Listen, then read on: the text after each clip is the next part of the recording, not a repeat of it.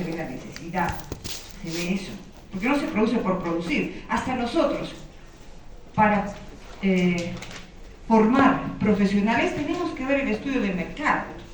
Cuando han empezado a abrir las otras facultades, en un primer momento, ¿qué pasa? ¿Por qué abren tantas facultades? ¿Y por qué les permiten? Facultades de medicina me refiero, ¿no? ¿Por qué les permiten? Porque todavía se necesita. Donde están centralizados los médicos es en las ciudades, pero en la zona periférica no hay médicos. ¿Se dan cuenta? Entonces, igual nuestras células, pasa, planifican en forma ordenada y de acuerdo a las necesidades lo que tienen que producir. ¿Y quién da la orden en las fábricas para que se genere todo eso? La gerencia, ¿no? De la gerencia sale toda la programación y todo. ¿Quién da la orden en nuestras células? El núcleo. El núcleo. ¿A través de qué, chicos? Ya la clase pasada también lo mencionaba, trataba de introducir. ¿A través de qué salen las órdenes? ARN mensajeros, muy bien. ¿Pero de dónde aparecen los RNA mensajeros? Del ADN. O sea, ¿quién da las órdenes? El ADN.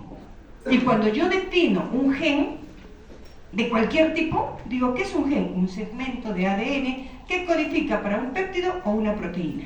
Y se da, ese gen finalmente se va a expresar, decimos ahí, ¿no? Se expresa. ¿En qué se expresa? En proteínas. Cuando nosotros decimos, ¿no? Ya vamos a entrar a genética, porque esta clase es la base para la genética, con lo que es meiosis, con todo eso que van a hacer más adelante. Cuando nosotros decimos, ¿qué cantidad de genes comparte cada uno de ustedes con su papá, con su mamá? ¿Cuánto comparte? No, no depende. 50%, 50%. Yo tengo 50% de los genes de mi padre y 50% de los genes de mi madre. Después vamos a aclarar lo otro de la variabilidad. Eso es otra cosa. Pero yo recibo 50% de los genes de mi padre y 50% de los de mi madre. Vamos a ver más adelante otra cosa, que es ya la genética. Pero también yo puedo decir, yo me parezco en 50% de mis proteínas son iguales a las proteínas que tiene ¿quién? Mi hermano. ¿Es correcto? Si es mi hermano de papá y mamá, sí. Porque con mi hermano también comparto 50% de genes. Todo eso, mis queridos alumnos, lo vamos a estudiar en el capítulo de genética. Todo. Pero quiero partir del hecho de que un elemento que no se le dio importancia, que empezó a ser estudiado cuando no existía todavía el microscopio electrónico y fue después reforzado, y hoy hablamos del proyecto Genoma Humano y hablamos del código genético y todo eso que estoy mencionando, ¿con quién está involucrado directamente? Con el núcleo. Ese elemento tan pequeñito que le llamaron nucleus, así le dijeron. No voy a hacer toda la historia, si ustedes quieren leerla ahí se las pongo, ¿no? Lo que está en plomo en el libro es la historia, que es bonita leerla para darnos cuenta, ¿no? Cómo fueron, cómo pensaron, cómo en la pus, ¿qué hay en la pus? Glóbulos blancos, y esos tienen núcleo, ajá, entonces hay ADN. Entonces, miren cómo se idearon, ¿no? Para sacar facilito la pus, lavar, se disolvió todo el citoplasma y cayeron los núcleos. Y luego bioquímicamente identificaron. Y así conocimos qué elementos tiene este núcleo. Y bueno, hoy llegamos a tal conocimiento que ¿se pueden fabricar genes? Claro que sí. Si yo tengo la proteína, puedo fabricar el gen. Porque la proteína es la expresión de ese gen. Y entonces entramos en el área de la biología molecular. Entonces hay pues mucho que hablar, jovencitos, en este. Y ahí tenemos lo primero, miren, estas preparaciones, esto son células vegetales. Lo utilizamos porque se miraba muy bonito al microscopio óptico, ¿no? Son las células de la raíz de los meristemos de los vegetales. Seguro que en su colegio han hecho alguna vez ese experimento de poner una cebollita que esté en contacto con el agua, salen las raicitas, y en las raicitas ahí hay células en división celular, son como los tejidos embrionarios. Y entonces hemos utilizado esto y con sales de plata, miren qué bonito se ve, como estas son células vegetales, pared celular, el núcleo y los nucleolos. O sea, lo estamos viendo, ¿no? Entonces, este fue el primer investigador, Robert Brown, un botánico, que miren en qué época descubrió en las células vegetales que existía una estructura a la que denominó núcleo, sin pensar que esa estructura pues iba a dar tantas luces que hoy tenemos y que sirven específicamente al médico, al futuro médico, para interpretar la vida, para interpretar las alteraciones que se producen en las funciones de nuestro cuerpo, ¿no? Entonces, desde ahí. Y no he querido dejar de poner esto, por supuesto. Yo no sé cuál es. ¿Cuál es para este, no? Esto. Cuando ustedes ven esto, rápidamente nos sensibilizamos mucho, ¿no? Porque decimos, ¿a qué están relacionados estos cuadros? Al cáncer. Y alguien dirá, ¿y qué tiene que ver esto con lo que estamos hablando? ¿Qué hay detrás de estas enfermedades? ¿Qué hay detrás de estas enfermedades? Hay mucha relación, porque acuérdense que nosotros somos un conjunto de genes, al que le denominamos, ¿qué? Genotipo, nuestro genotipo, su genotipo, mi genotipo, y el genoma humano. Es diferente, miren, genotipo individual, genoma de una especie, ¿no? Entonces somos genes.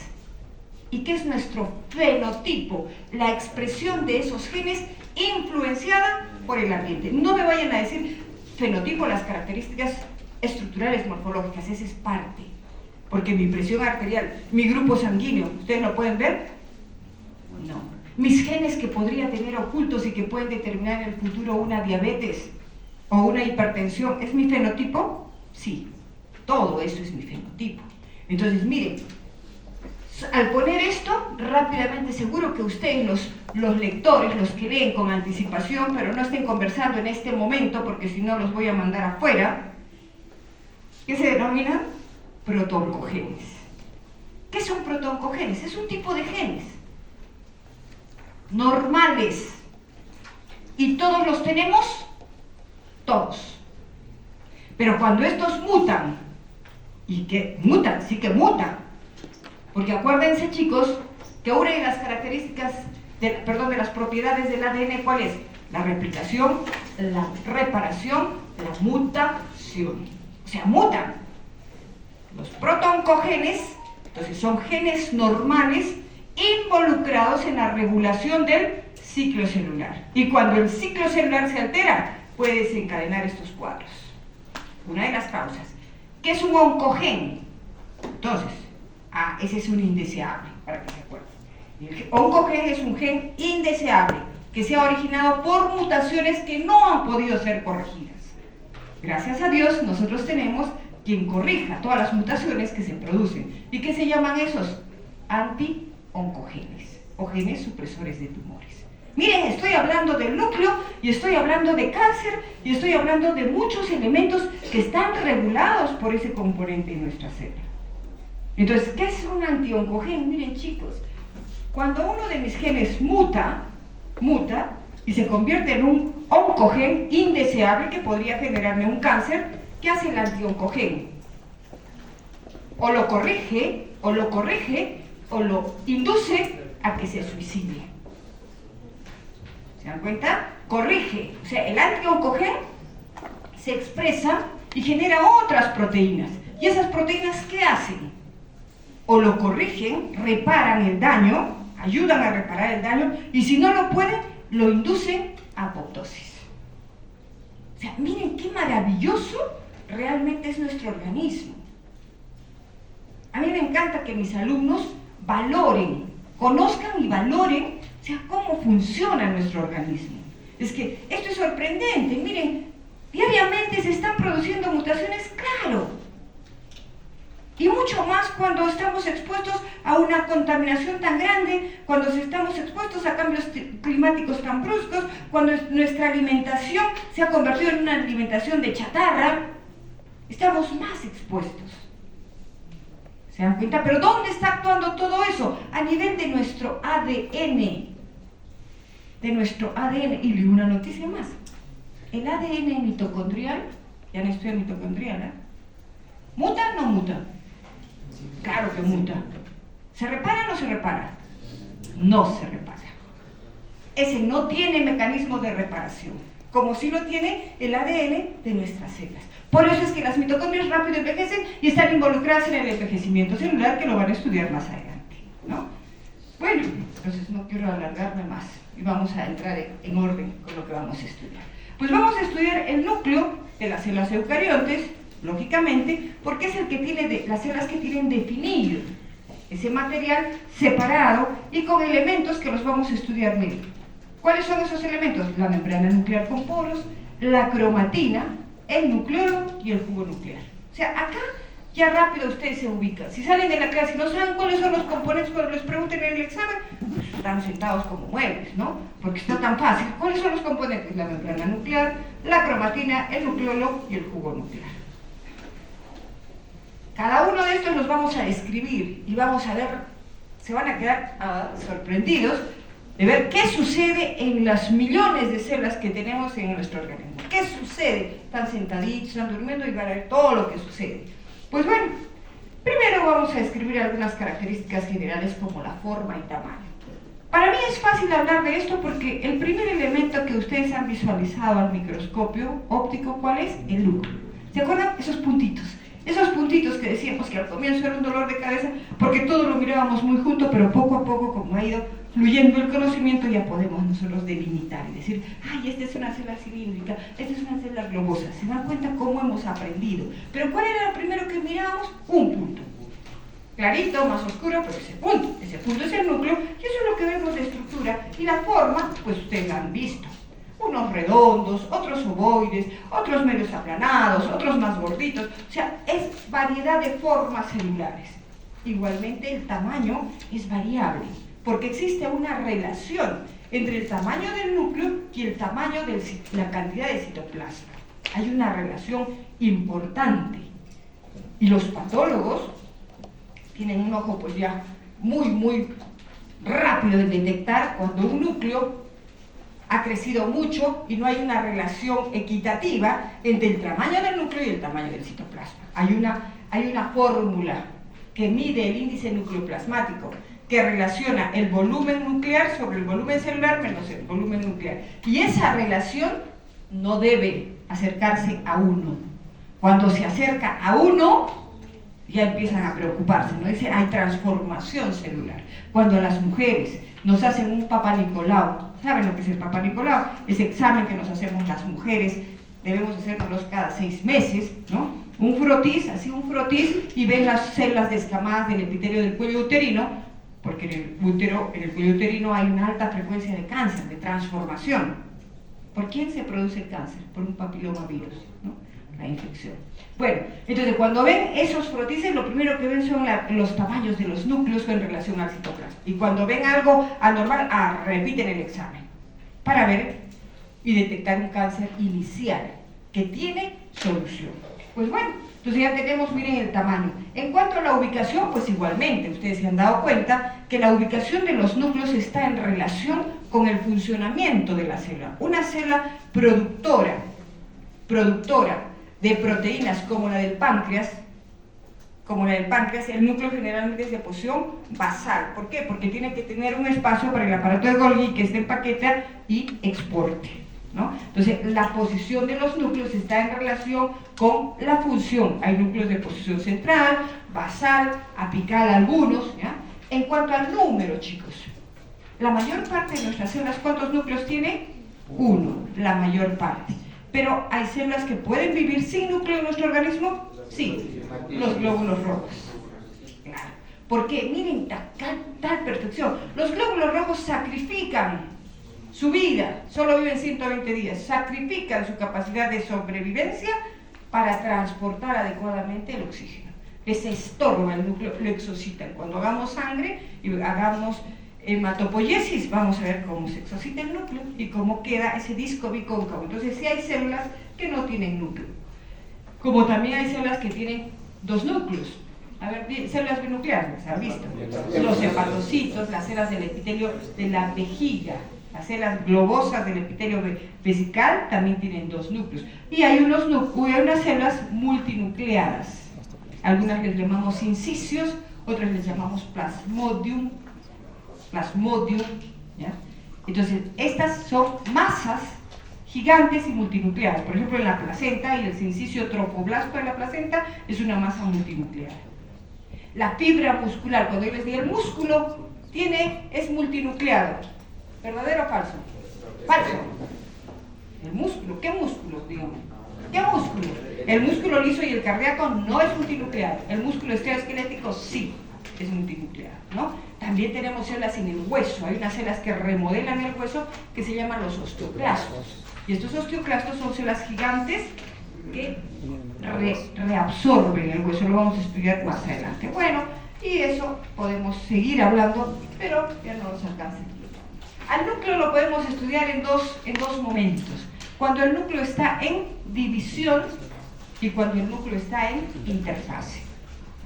Y la siguiente clase, ustedes van a hacer ciclo celular. Nosotros vivimos también y nos formamos gracias a que una sola célula se dividió, se diferenció. Y ahora ya establecido un organismo, cada grupo celular tiene una velocidad diferente de división. Hay células que se dividen muy rápido, hay células que se dividen más lentamente, hay células que no se dividen.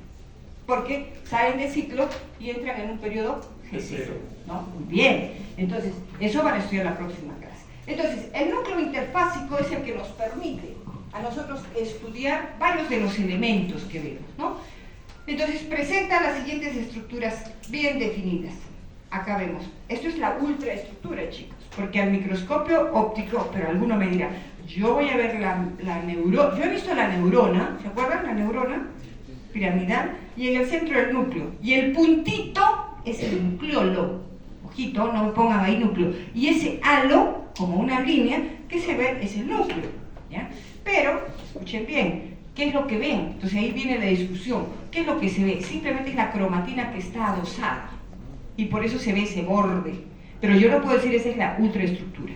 La ultraestructura es esta que vemos, y que define claramente que la membrana nuclear es una estructura compleja que está formada por una membrana interna, una membrana externa, un espacio perinuclear. Y miren en la parte externa, los ribosomas adosados o la membrana del retículo endoplásmico adjunta.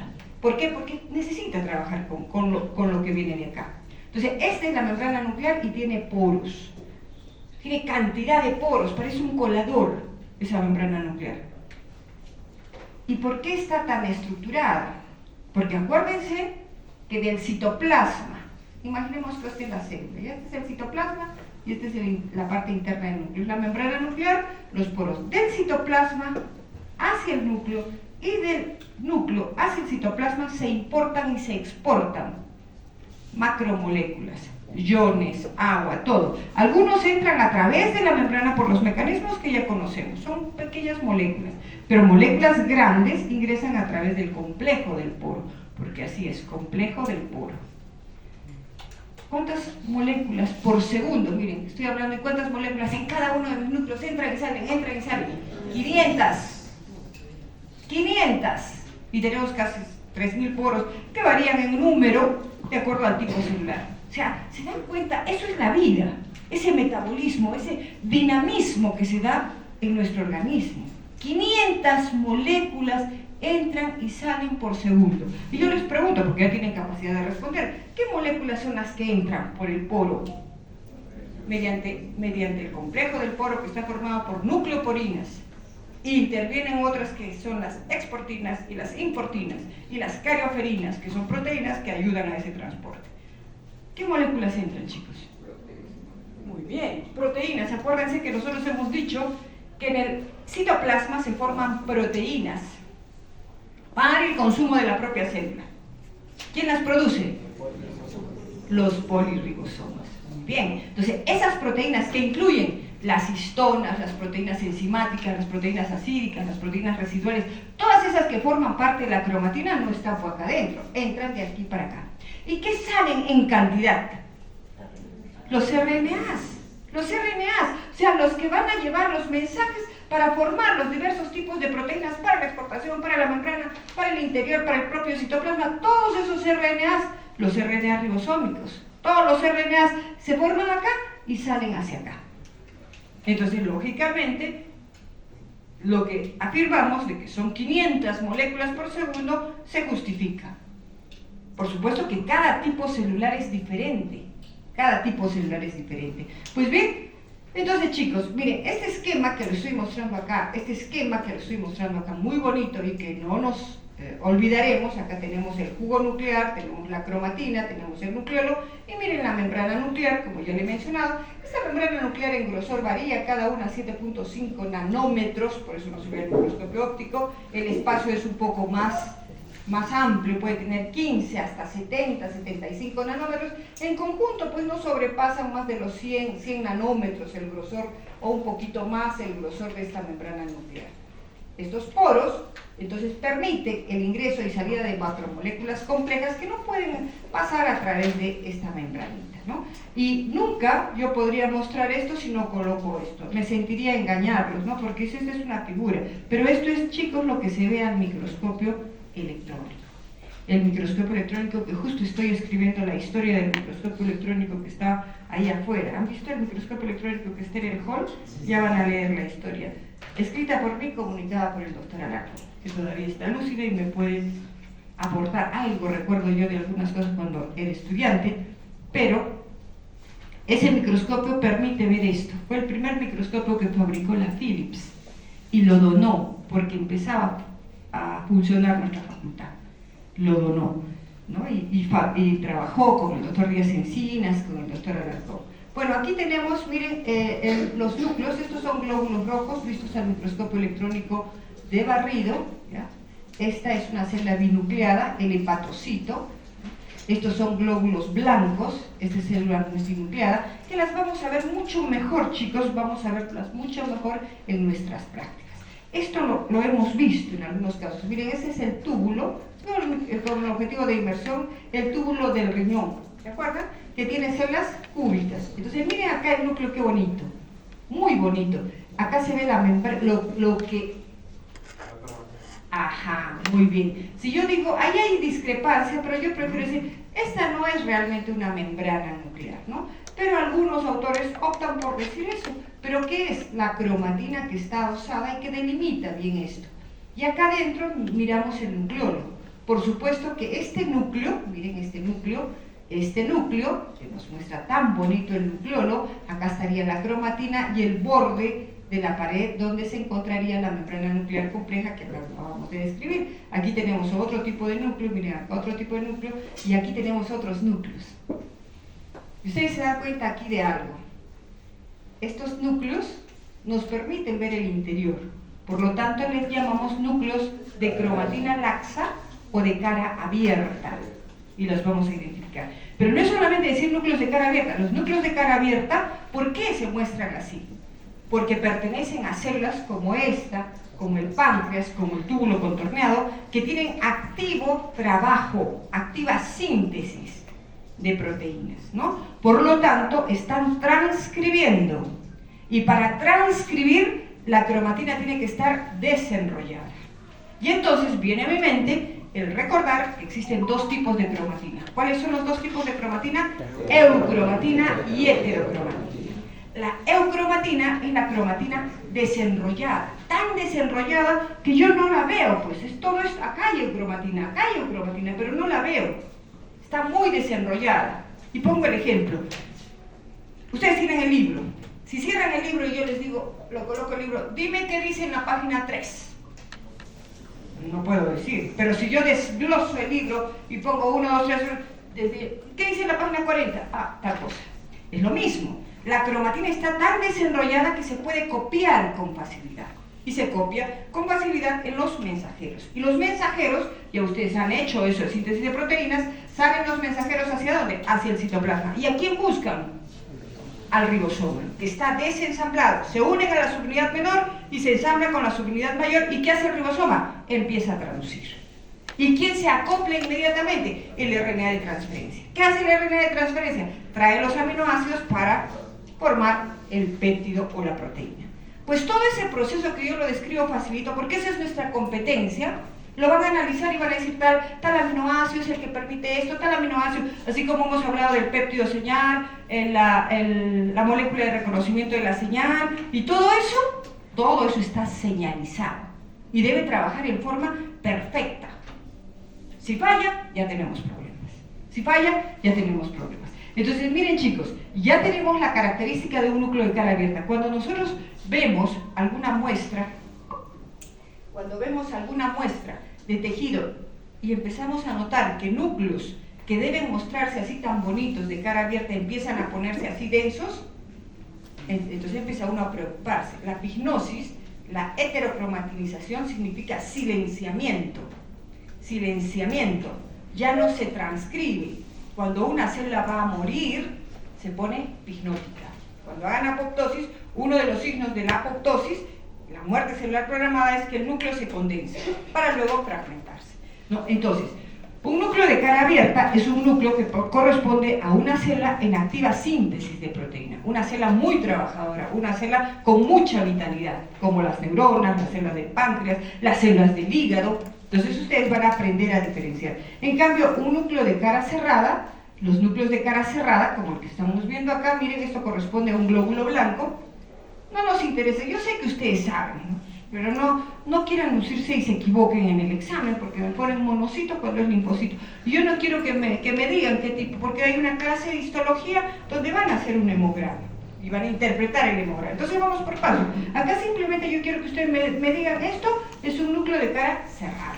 Este también, y este también. Este es un núcleo de un segmentado, ¿no? Entonces ven que la forma de los núcleos puede variar dependiendo de la función que vaya a desempeñar. Bueno, aquí tenemos, qué bonito, esto ya no es un esquema, esta es la ultraestructura, miren qué bonita la célula con toda la cantidad, algunos ya reconocen, retículo endoplásmico rugoso, bueno, acá hay lisosomas, pero un montón de cosas. Y acá tenemos la eucromatina y las zonas de heterocromatina. La heterocromatina puede ser de dos tipos. La heterocromatina, en primer lugar, es la cromatina condensada. Esa heterocromatina puede ser constitutiva, que está en todos los tipos de núcleos, pero está silenciada. O sea, esa no se va a transcribir. Está silenciada, ¿ya? Y tenemos una cromatina, heterocromatina facultativa, que se silencia en algunos tipos de células. Como por ejemplo, en las células de mujeres, miren lo que voy a decir, de mujeres con la fórmula cromosómica 46XX. No he dicho de todas las mujeres, he dicho en mujeres que tienen la fórmula cromosómica 46XX. ¿Por qué hay mujeres que tienen 45X? Claro, está con síndrome de Turner. Y hay hombres que tienen 47XXY. Ya, pues en las del síndrome de Turner, siendo mujeres, no hay cromatina sexual positiva. En las mujeres 46XX sí hay cromatina sexual positiva. Y en los varones, como el síndrome de Klinefelter, que tiene un cromosoma X de más, sí hay cromatina sexual positiva. Entonces, esa cromatina sexual positiva o corpúsculo de Barr es una característica que se da, miren, pues que cada vez que yo explico esto digo, sí, pues tan perfecto todo, ¿no? Los hombres y las mujeres somos de la misma especie. Los hombres tienen 46, me parece que traigo un plumoncito. Esa parte me gusta. Hombres, mujeres. Si yo dibujo el cromosoma X, lo hago así. Si yo dibujo el cromosoma Y, lo hago así. Entonces, un varón tiene menos dosis de genes, ¿cierto? ¿Cierto? No es porque yo sea mujer y diga que tengo más dosis de genes. Tenemos. Sí, pero no podemos tener. Tenemos más genes, pero no podemos tener una mayor cantidad de genes que se transcriben. Como un mecanismo de compensación de dosis, así se llama. Mecanismo de compensación de dosis en las mujeres o en los individuos que tienen dos cromosomas X, solo uno es eucromatina. Todos los demás se silencian, o sea, se heterocromatinizan. Y regulamos nuestros genes. Entonces viene a la mente lo siguiente. Miren que me estoy adelantando a genética, que es lo que más me gusta. Me estoy adelantando, ¿ah? Entonces, sí, que esta hipótesis es la hipótesis de Lyon. Mary Lyon, una genetista, estableció esta hipótesis. ¿Qué dice la hipótesis de Lyon? de todos los cromosomas X presentes en una célula, solo uno es eucromatina. Los demás se heterocromatinizan, o sea, se silencian. O sea, si yo soy una mujer con 46XX, tengo un corpúsculo de Barr. Si existe un varón que es 47XXY, ¿tiene corpúsculo de Barr? Sí, uno. Porque ¿cuántos tiene? 2X. ¿Qué dice la hipótesis? De todos los cromosomas X presentes en una célula, solo uno es. Si es 45X, no tiene, porque solo tiene una X, pues no. Entonces, ¿qué preguntaban los genetistas? Bueno, eso está excelente, pero si de todos los cromosomas X en exceso en las supermujeres, una supermujer, ¿cuál sería su fórmula cromosómica? 47XXX. ¿Tiene corpúsculo de Barr? 2. Ajá, muy bien, 2. Entonces, ¿qué decían? Entonces, si se silencia, debería tener un fenotipo normal, y no tiene el fenotipo normal. Entonces viene más investigación, y entonces establecen las características de la heterocromatinización. ¿Y cuáles son las características? Primero, se da en etapas tempranas del desarrollo, o sea, cuando recién nos formamos entre más o menos los 12 y los 19 días. Miren, recién somos un grupito de células, se silencia el cromosoma X de más que hay en las células. ¿Cuál se silencia? Yo soy XX, yo he recibido un cromosoma X ¿de quién? De mi mamá, y el otro de mi papá. En cambio, los varones, ¿de quién ha recibido el X? Siempre de la mamá, salvo que haya una alteración, ¿no? Entonces, ¿cuál se silencia? ¿El de mi mamá o el de mi papá? Es aleatoria, segunda característica. Primera, he dicho, se da en etapas tempranas del desarrollo. Segunda, es aleatorio, se silencia cualquiera de los dos, en base a un gen. Miren, todo lo dicen los genes, por eso me encanta la genética. CIS, el gen CIS, cuando está activo, ese gen CIS, así se llama CIS, cuando está activo ese gen CIS, ese es el cromosoma que se va a silenciar. Ese tiene que ver con la metilación, con los grupos metilos, que justamente tienen que ver con la condensación de la cromatina. ¿Correcto? Tercera característica, ¿cuál he dicho primera? Segunda. Tercera, incompleta.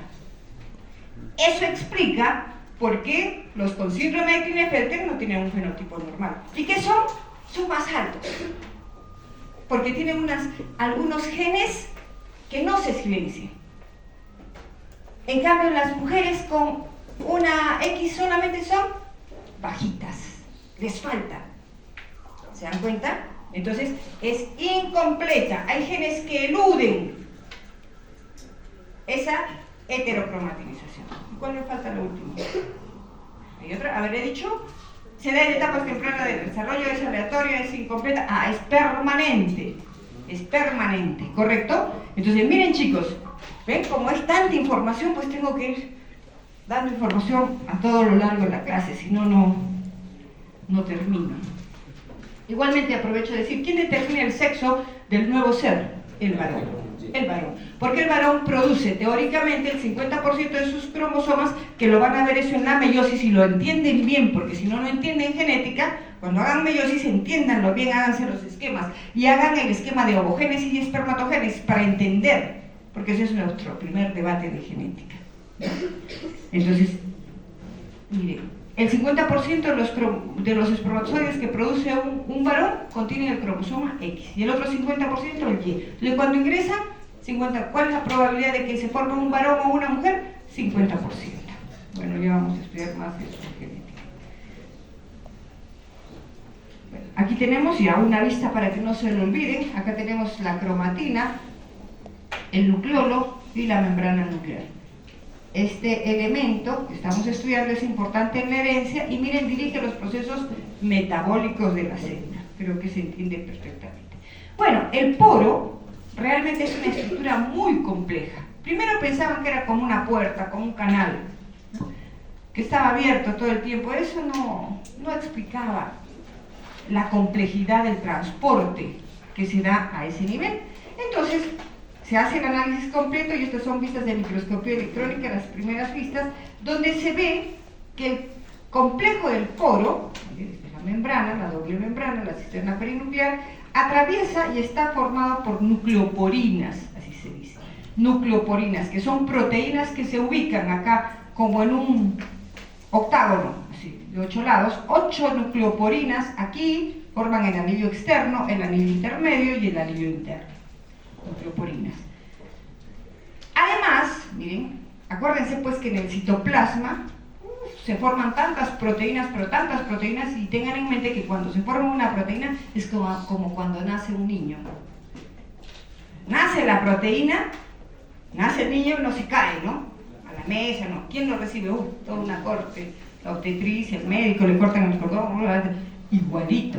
Cuando nace la proteína, principalmente, cuando es en el retículo endoplásmico rugoso, bueno, ya saben que se mete a la luz y ahí todo está protegido. Pero cuando nace al citoplasma, es un peligro lo que le puede pasar. Entonces la reciben. ¿Quiénes la reciben?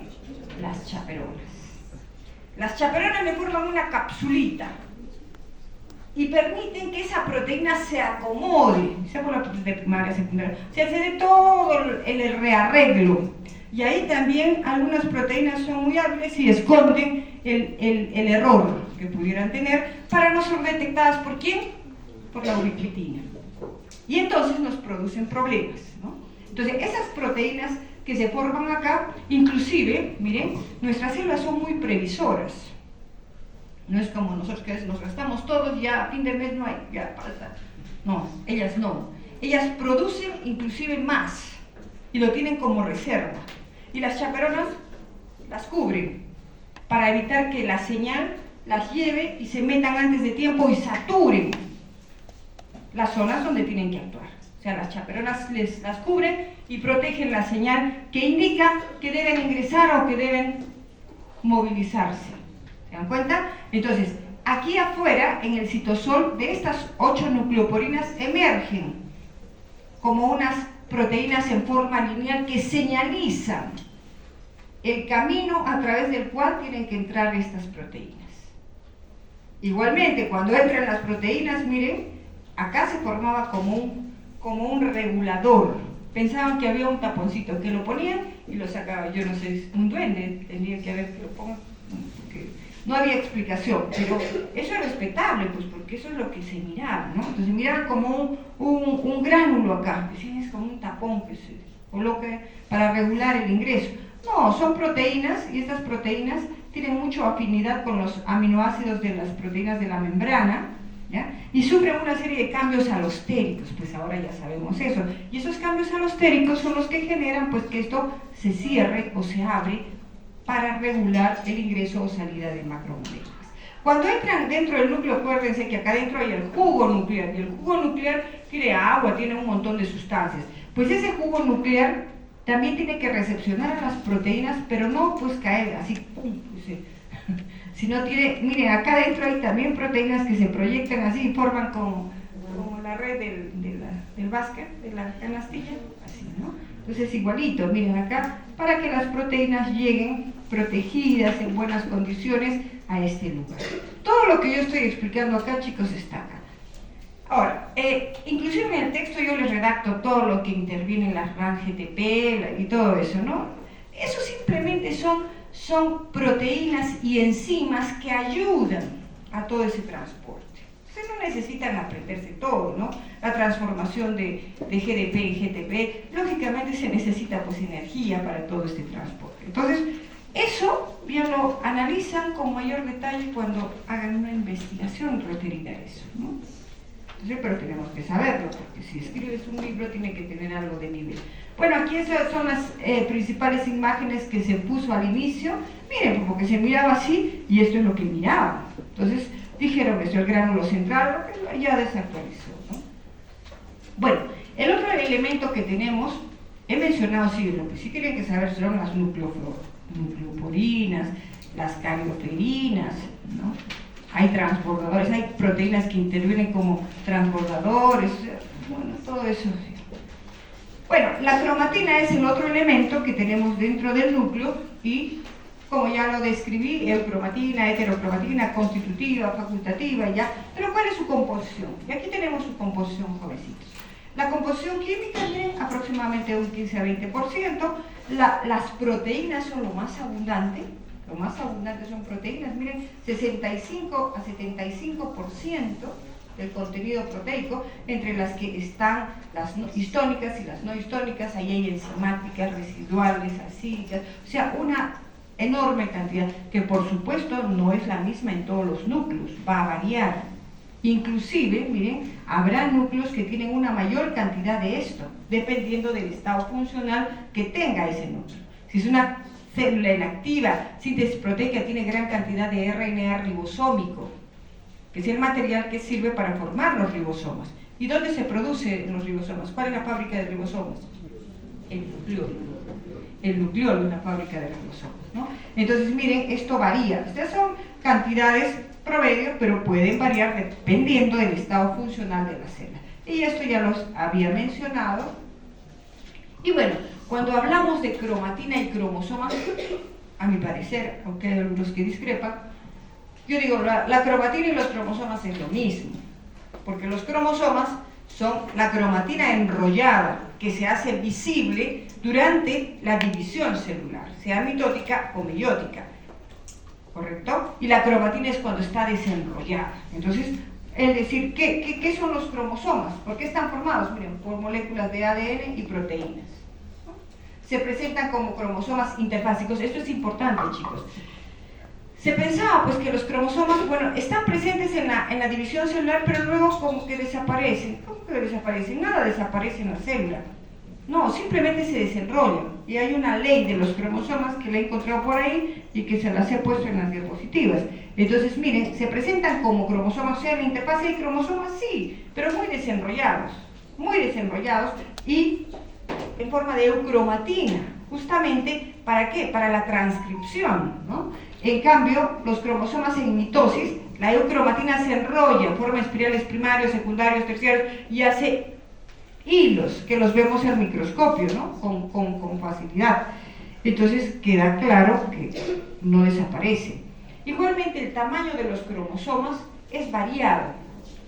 La especiación actualmente, antes las especies, animales, vegetales, las hacían en base a las características, pero eso ha quedado descartado. La especiación se tiene que hacer en base al número y forma, estructura de los cromosomas, ¿no? Entonces, por ejemplo, ¿nosotros cuántos cromosomas tenemos? 46. Y de esos, 44 o 22 pares son autosomas, así se llama.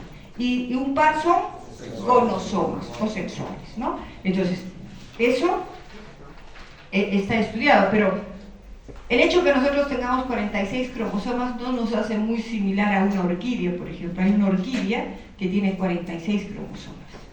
Hay un ciervo también que tiene 46 cromosomas, pero no nos parecemos en nada. O sea, para que tengan en cuenta que el número no quiere decir que seamos más cercanos, sino el contenido que tengan esos cromosomas, ¿no? También hay cromosomas muy pequeños y curiosamente, chicos, los más pequeños, yo pensaría, los más pequeños estarán pues en los mosquitos, por ejemplo, en la mosca de la fruta. ¿Cómo se llama la mosca de la fruta que son los experimentos de genética? La Drosophila melanogaster. En las células de la glándula salival de la Drosophila melanogaster están los cromosomas más grandes, los politémicos, los plurales, son más grandes. En cambio, los microsomas se encuentran en especies de diferente tamaño. Entonces no hay relación entre el tamaño de los cromosomas y el tamaño de un organismo. La morfología, bueno, es variable. Nosotros conocemos 22 pares de cromosomas homólogos. ¿Por qué les llamamos? Eso también es importante saber. ¿Qué son cromosomas homólogos? Forma misma. O sea, fuerte, porque yo te escucho por atrás. Los compañeros que están en las brigadas, de pronto sí de eso, que le ha comunicado al día de ayer. Yo pensé que me hace bien. Ya, termino esto y ya. Los cromosomas homólogos, chicos, son los cromosomas que tienen un contenido complementario, pero para que recuerden, yo recibo un cromosoma homólogo de mi padre y el correspondiente de mi madre. Esos son cromosomas homólogos, ¿ya? cromosomas homólogos. Y esos cromosomas homólogos, chicos, están formados ¿por qué? Por una molécula de ADN. O sea, el cromosoma de mi papá tiene una molécula de ADN y el cromosoma de mi mamá tiene una molécula de ADN. ¿Y cuál es la característica de la molécula de ADN? Replicarse. Entonces, cuando se replica esa molécula de ADN, forma su cromátide hermana. Y eso lo hace previa a la división. Entonces, tengan en cuenta bien esto. Bueno, salgan los que tengan que salir. Y leen por su cuenta.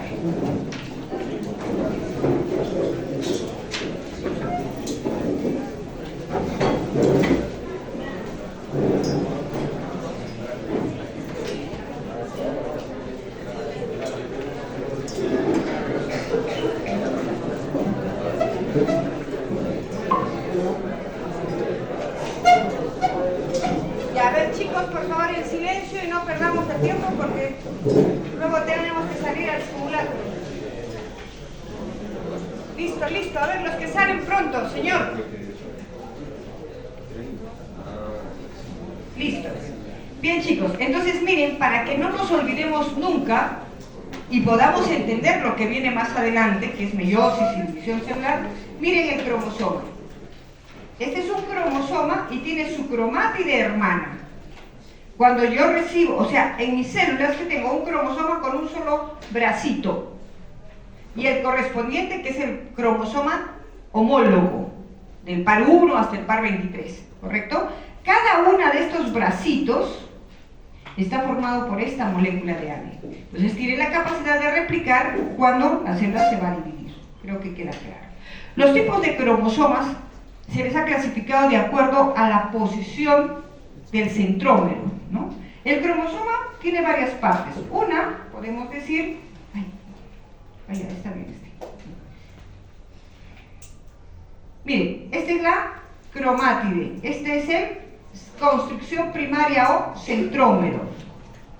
Por favor, a pesar de que en el texto dice, no es cierto, el cinetocoro no forma parte del cromosoma, ni del centrómero. El cinetocoro es una estructura, un complejo proteico que se forma cuando la célula se va a dividir y que sirve de anclaje de los microtúbulos del uso cromático. O sea, no todos los cromosomas tienen el cinetocoro. Sin embargo, lo ponen asociado porque, bueno, está con él, ¿no? Entonces tiene la cromátide, esta es su cromátide, esta es la cromátide hermana, esta es una molécula de ADN y esta molécula, esto no es un broche, no es nada diferente, es ADN, solamente que tiene una secuencia altamente repetitiva de bases nitrogenadas y es por eso que se ve pues, como una construcción. Existe además, miren, una construcción secundaria, ¿ya? Que forma este satélite. Esta construcción secundaria no está presente en todos los cromosomas. En esta construcción secundaria se localiza el NOR, organizador nucleolar, y solo lo presentan los cromosomas 13, 14, 15, 21 y 22. Solamente ellos en nuestra especie tienen este organizador nucleolar que forma la construcción secundaria. En base a la posición del centrómero, nosotros clasificamos a los cromosomas en metacéntricos, submetacéntricos, acrocéntricos y telocéntricos.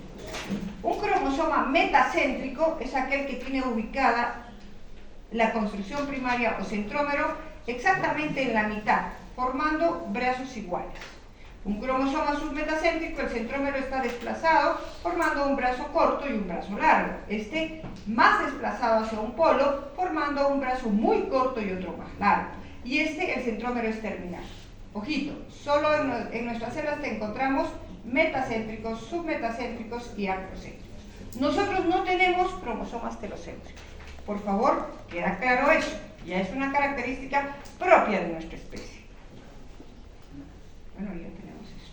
Eso es lo que les comentaba. Estaba buscando y encontré esto que dice leyes de los cromosomas. Los cromosomas fundamentalmente cumplen 3 leyes. Individualidad, ¿qué significa? Que los cromosomas persisten como tales, no es que desaparecen. Lo que pasa es que se desenrollan, ¿no?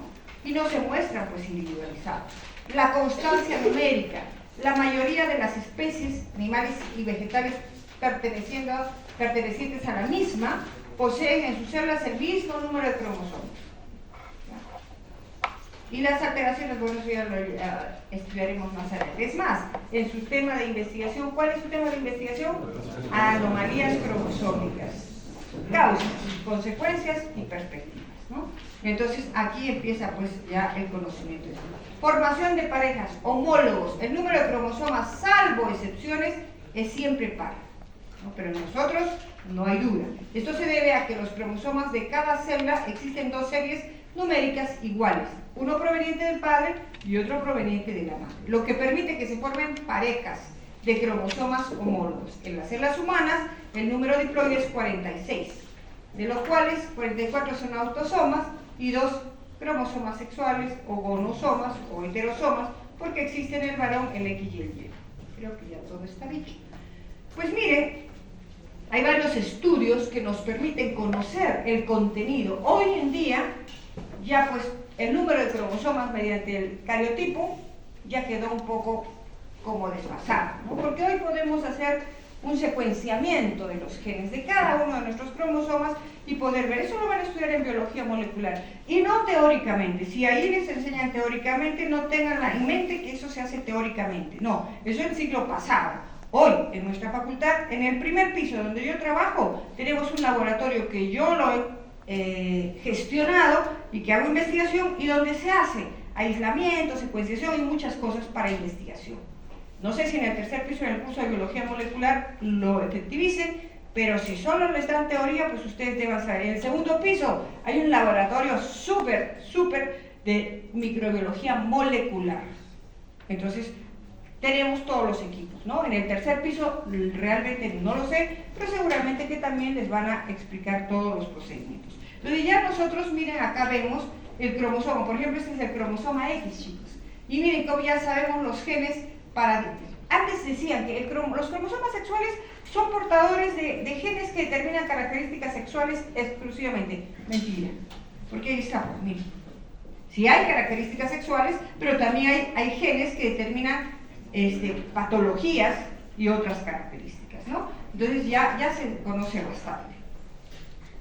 ¿Qué es un cariotipo? Ahí está un cariotipo.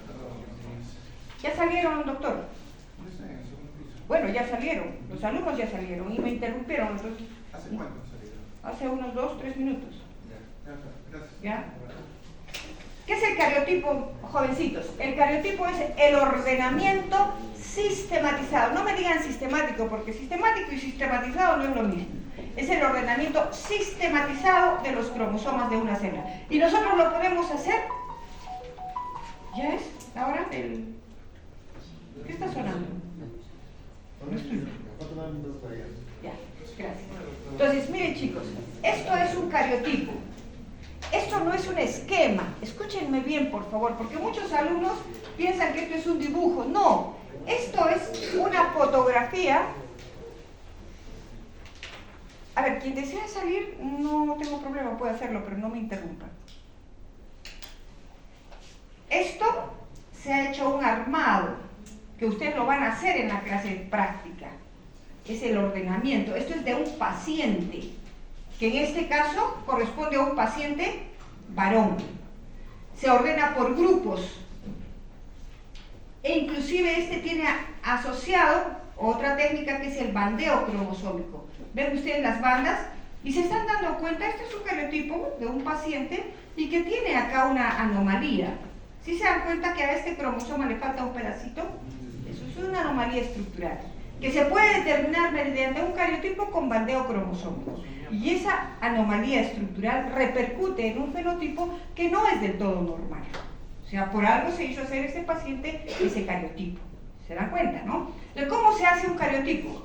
Y con eso ya terminamos y regresamos luego. Para hacer un cariotipo yo tengo que tener células que tengan un núcleo. ¿De dónde yo puedo sacar en forma muy fácil células con núcleo? De la sangre, una gotita de sangre. Y hoy en el mercado tenemos cantidad de medios de cultivo. Compro el medio de cultivo que vienen unos tubitos, medio de cultivo ¿para qué? Para linfocitos. Agarro mi gotita de sangre y la coloco en el tubito. Pero la voy a estimular para que se divida más rápidamente. Entonces le he añadido una sustancia que se llama fitohemaglutinina. La fitohemaglutinina activa la división celular.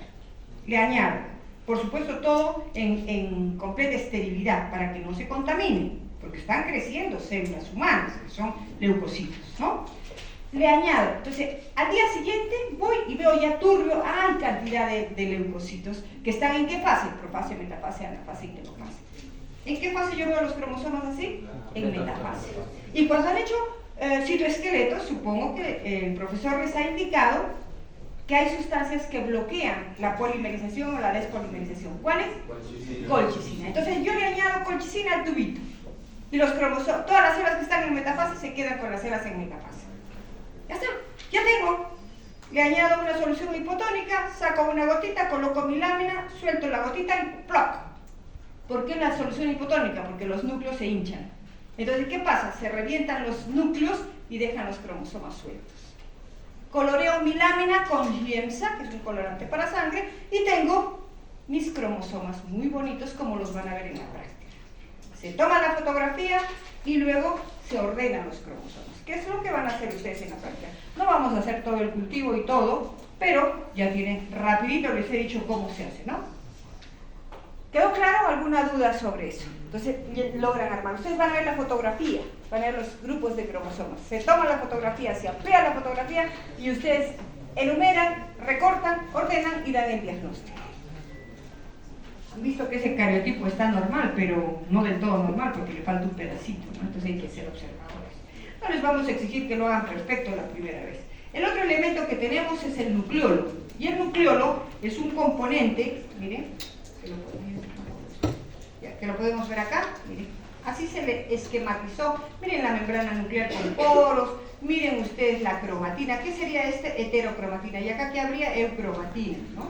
Está formado también por dos zonas, se estudió mucho el nucleolo. Yo tuve la oportunidad de recibir aquí a un doctor español, el doctor Gonzalo Jiménez y la doctora Consuelo Latorre, que trabajaban en ciclo nucleolar, y que me dieron una beca para poder ir a estudiar ciclo nucleolar a un curso en la Argentina, donde me tocó, miren, yo recién salí y me tocó hacer ciclo nucleolar, no entendía nada, pero después tuve que entender todo, ¿no? Ahí está. El ciclo nucleolar es importante, porque el nucleolo, chicos, se desorganiza. ¿Cuándo se desorganiza? Durante la división celular. O sea, cuando los cromosomas empiezan a hacerse visibles, todo el nucleolo se desorganiza. Recordemos que el nucleolo es la fábrica ¿de qué? De ribosomas. Entonces, ¿qué elementos tendrá el nucleolo? RNA ribosómico, proteínas y algunos filamentitos de ADN. ¿Ya? En el nucleolo se forma el RNA ribosómico 18S y 28S. Y este 18S se une con 39 proteínas. ¿Y qué forma? La subunidad menor del ribosoma. Y el otro 28S se segmenta, ¿ya? Y forma un 5.8S y se une con 43, 44 proteínas y forma la subunidad mayor. Pero ojito, los RNA ribosómicos que he dicho, 18S, 28S, 5.8S, se forman en el nucleolo. Pero hay uno 5S que se forma fuera del nucleolo. Pero finalmente se acopla para formar la subunidad mayor. Pero todos tienen la orden de ¿qué? De ADN, para formar esos RNA ribosómicos. Claro, para que se forme RNA, tiene que haber ¿qué? La orden. ¿Y quién da la orden? El ADN. Bueno, entonces, ¿qué estudiaron? Una pars, miren, así se vio el nucleolo.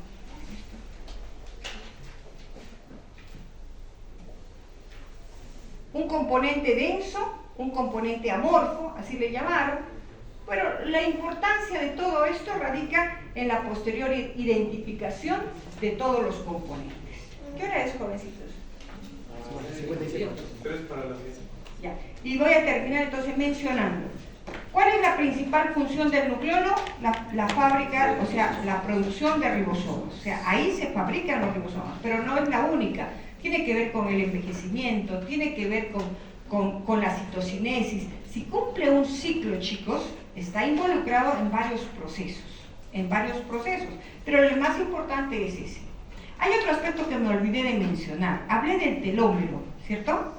¿Qué es el telómero de los cromosomas? ¿Cómo lo dijimos? Ya. ¿Qué es el telómero? Todos los cromosomas tienen una parte terminal. Esa parte terminal es el telómero. Acuérdense que esto es una molécula de ADN y todo se replica. O sea, se abre la cadena, intervienen las enzimas, acoplan las bases nitrogenadas complementarias, pero el telómero se replica tardíamente. Y al replicarse tardíamente, en cada división va perdiendo pedacitos. ¿Y eso es una causa de qué? De envejecimiento. Justo estaba leyendo un libro de los telómeros, es un boom, ¿no? Los telómeros, la investigación se aboca ahora a estudiar las células, ¿no? Y ver el acortamiento de los telómeros. ¿Ya creo que es? El acortamiento de los telómeros. No necesariamente, mientras más edad tengamos, nuestros telómeros están más acortados. Va a depender de muchos aspectos, chicos. Desde nuestra inteligencia emocional, el controlar nuestra ansiedad, los traumas que hemos podido tener durante nuestra vida repercuten en todo esto. Lo escribe una bióloga molecular y una psicoanalista. Y ahí menciona, pero también nosotros podemos trabajar en mejorar eso, sí, chicos. No quiere decir que, ya mi telómero está corto porque yo he tenido muchos traumas, porque soy muy estresado, porque... No. Nosotros mismos podemos trabajar nuestra inteligencia emocional para revertir esas situaciones y se ha logrado revertir situaciones y que el telómero pueda regenerarse. Por eso existe una enzima. ¿Cuál es la enzima? La telomerasa. ¿Se dan cuenta? Bueno, me olvido de algunas cosas. Bueno, ya. Esta parte, chicos, es como un refuerzo para la primera parte que hicimos y también como una introducción a la parte que van a hacer en biología molecular. Como he ido mencionando a lo largo de la clase, realmente esto es complejo, ¿no? Las características, pero en la primera parte de nuestro curso, cuando hablamos de la célula, no sé quién hizo la clase de célula, seguramente que les hablaban del protoplasma y los componentes. ¿Y qué mencionaban? Orgánicos, inorgánicos, y seguramente se abocaban también a los ácidos nucleicos. Y decían las propiedades, las características. Hoy vamos a reforzar un poquito eso. Vamos a reforzar y vamos a ver acá. Miren, nosotros estamos formados por trillones de células. Yo creo que salimos porque si no me van a sancionar.